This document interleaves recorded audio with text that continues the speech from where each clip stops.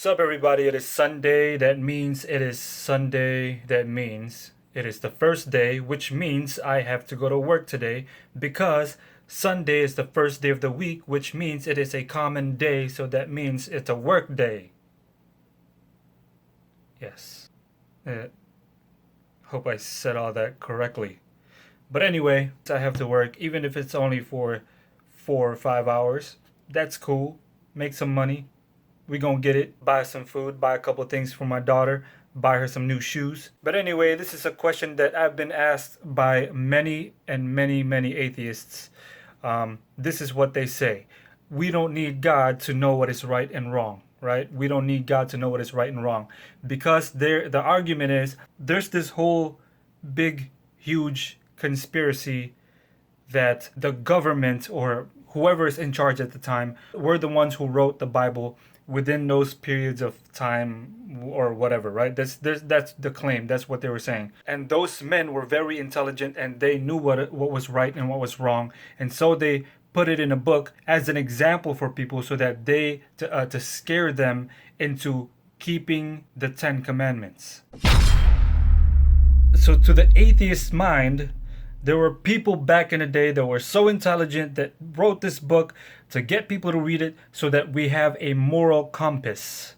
They are the ones that dictate what is right and what is wrong. We don't need God to have a moral compass. It's the argument of the atheist. So to them, the conspiracy is, or the narrative is, that every commandment that was written in the Bible was decided by man. By men who were intelligent, more intelligent than we are today. They were philosophical and things like that. So they decided that these 10 commandments are the things that we should do in order to have a good society. And that the whole Bible was made up of fictional stories so that we can learn from those fictional stories. Pretty much just man decided what the 10 commandments should be. I have some things to say about that, but this is just the intro of the video. So we are going to talk about that later on because I got to go to work. You guys know the deal. It's Sunday. It's the first day of the week. The first day of the week means it's a common day. It's a work day today. And God said to work 6 days and rest on the 7th, which was yesterday. So now I'm going to work. But the good news is I'm taking you with me. You know what I'm saying?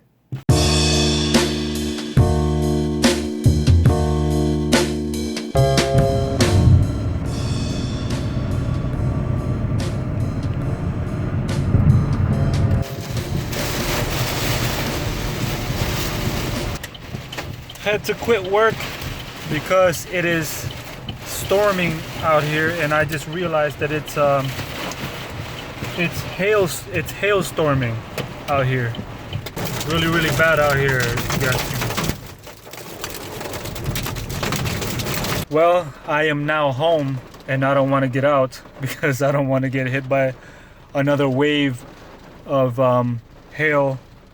I don't want to get hit by hail. But anyway, let's keep talking about this. Let's discuss this while this storm passes.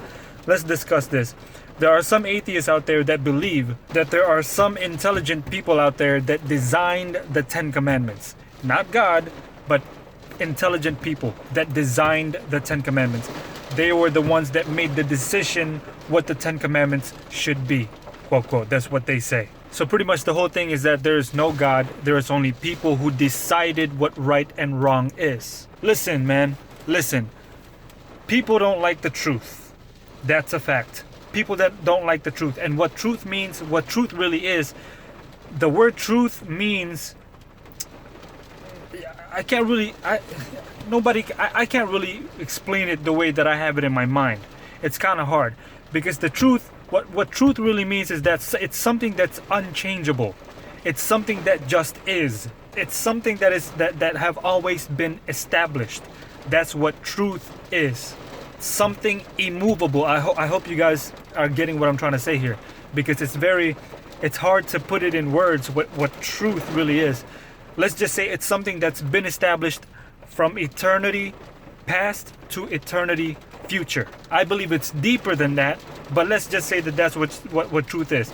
Now, Jesus said he is the way, the truth, and the life. And in Psalms 119 verse 142, the Bible says, thy righteousness is an everlasting righteousness, and thy law is the truth. So the law is the truth. And Jesus said that he is the truth. So Jesus is the law, the 10 commandments. So not only is truth a what, the truth is also a who, and that is Jesus Christ. And if the truth are the 10 commandments, and the truth is a who, which is Jesus Christ, then the 10 commandments is the character of Jesus Christ. You guys get what I'm trying to say? The 10 commandments is the transcript of the character of Christ, or the character of God.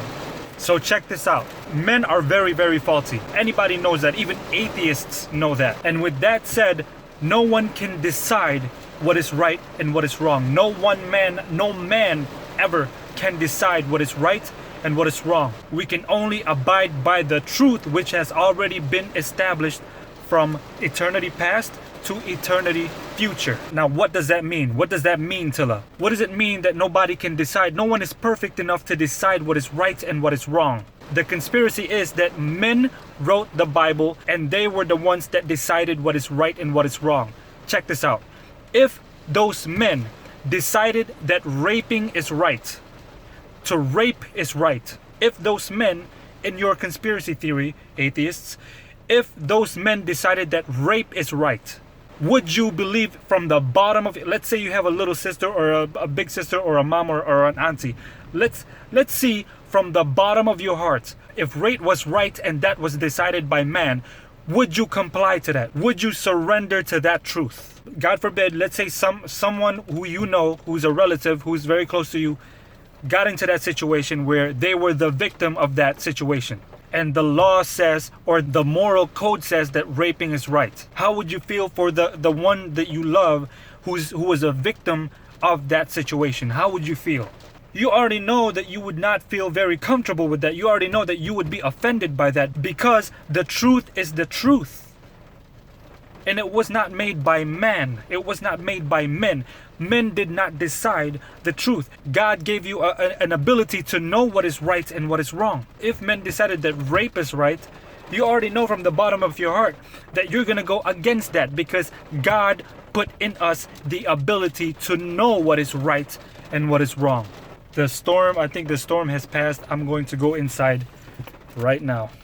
So it's not storming much anymore. But just a minute ago, just a while ago, it was horrible.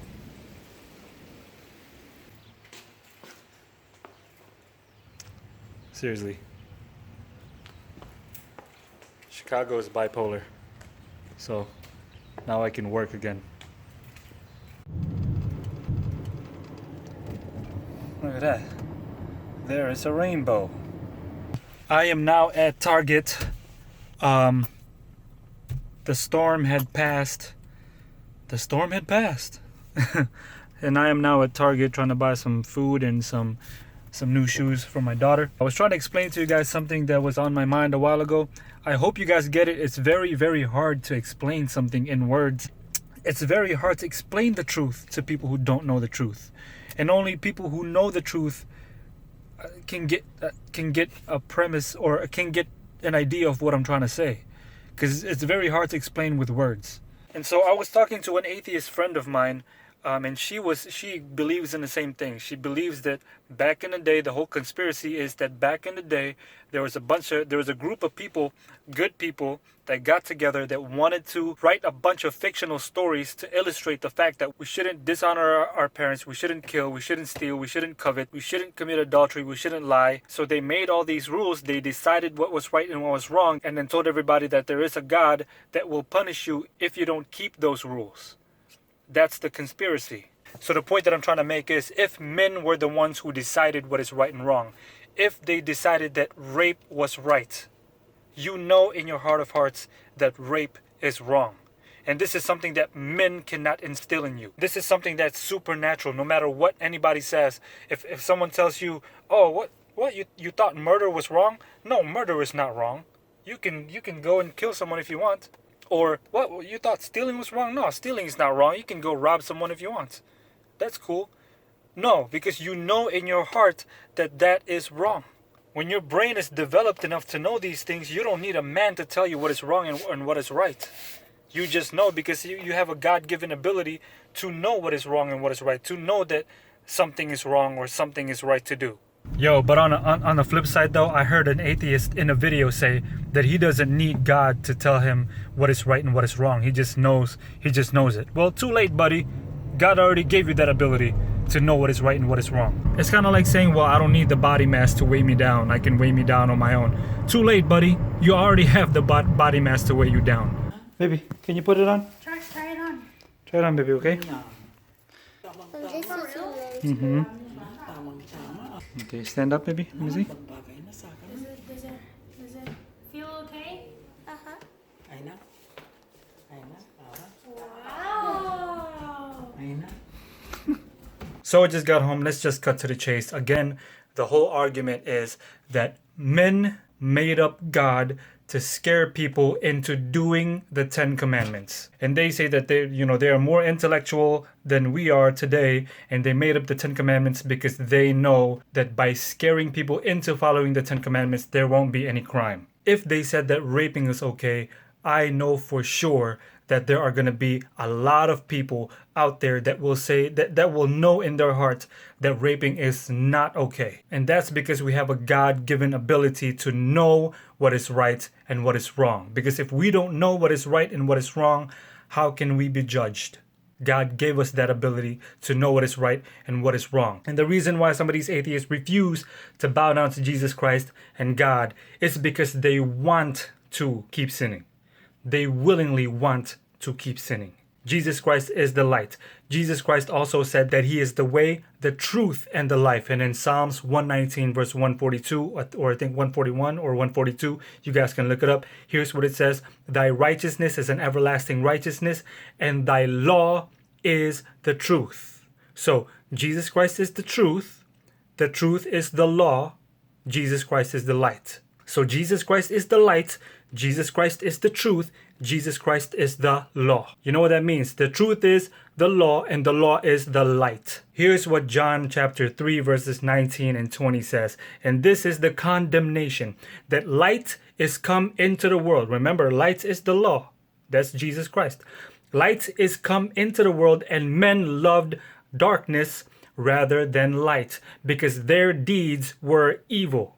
So men don't like the light. Men don't like Jesus Christ. Men don't like the law, the perfect law of God, because their deeds are evil. Check out what it says in verse 20. For everyone that doeth evil hateth the light, neither cometh to the light, lest their deeds should be reproved.